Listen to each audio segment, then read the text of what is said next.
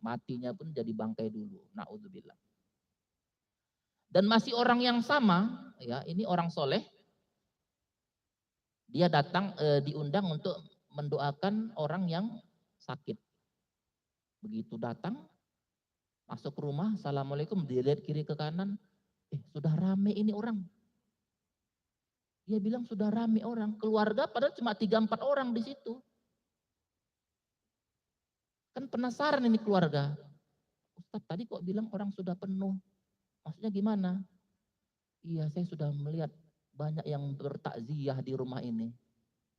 Jadi keluarga-keluarga terdekat, tolong jangan pergi jauh-jauh. Yang sakit ini akan dijemput besok jam 4 subuh. Wah, pandang-pandangan lagi nih keluarga. Apa iya nih kok tahu mau dijemput jam 4 subuh? Ya benar Pak, begitu jam 4 subuh meninggal lah. Jadi ada orang yang diberikan kelebihan oleh Allah, tahu jamnya kapan meninggal. Saya jadi teringat dengan ayat Allah ini, surah Al-Baqarah ini. Ya, yu'til hikmah mayyasha wa mayyu'tal hikmah faqad utiya khairan katsira. Allah kan bilang, Allah memberikan hikmah kebijaksanaan kepada orang yang dikehendaki. Kalau Allah berkehendak kenapa tidak bisa? Barang siapa yang diberikan hikmah, ia mendapat banyak kebaikan. Hanya orang-orang yang mau berpikir yang dapat mengambil pelajaran.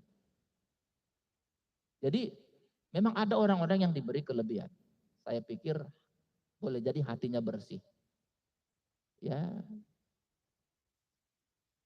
mudah-mudahan dengan berpuasa, insya Allah hati kita bisa bersih dan bisa langsung mengetahui ya bagaimana Allah memerintahkan sesuatu kepada yang bersangkutan. Imam Ghazali kan begitu, wafatnya dia tahu.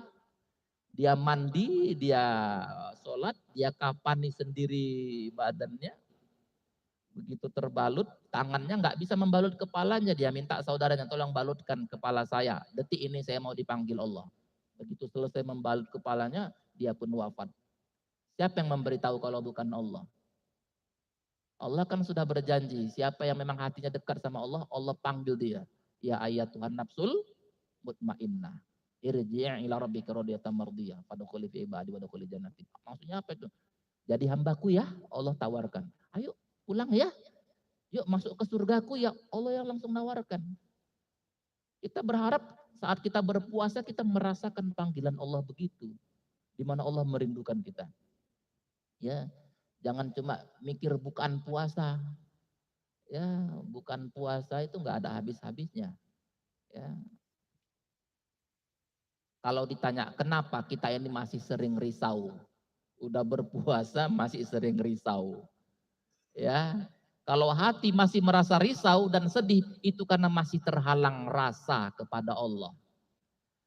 Apa ada kenikmatan lain selain merasakan hadirnya Allah? Enggak ada, cuma inilah yang nikmat. Tapi kalau sudah hilang, kita kan pernah bahas ini bulan lalu. Man wajadallah wajada kulli syai', yang mendapati Allah dia mendapatkan semuanya.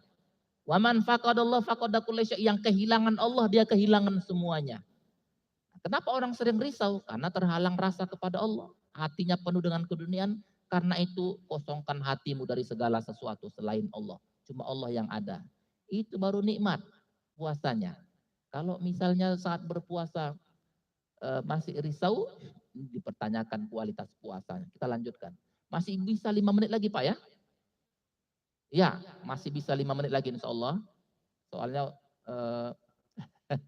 takut kepanjangan. Nah, karena ini kita bicara tentang puasa dan kesehatan, saya melihat ada hasil penelitian seorang profesor kesehatan, bidang kesehatan yang sudah 40 tahun menangani pasien-pasien yang sakit. Akhirnya selama 40 tahun dia bertugas sebagai dokter kesehatan, dia mengambil kesimpulan. Ini pengalaman 40 tahun mengobati pasien. Apa kesimpulannya? Penyakit MAH katanya. Bukan hanya diakibatkan karena kesalahan pola makan, tapi justru lebih didominasi karena stres. Jadi hati-hati Bapak Ibu yang suka memelihara stres, jangankan sakit MAH, stroke pun bisa. Betul nggak Pak?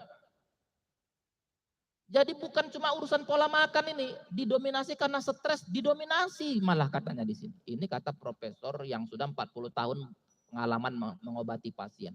Yang kedua katanya hipertensi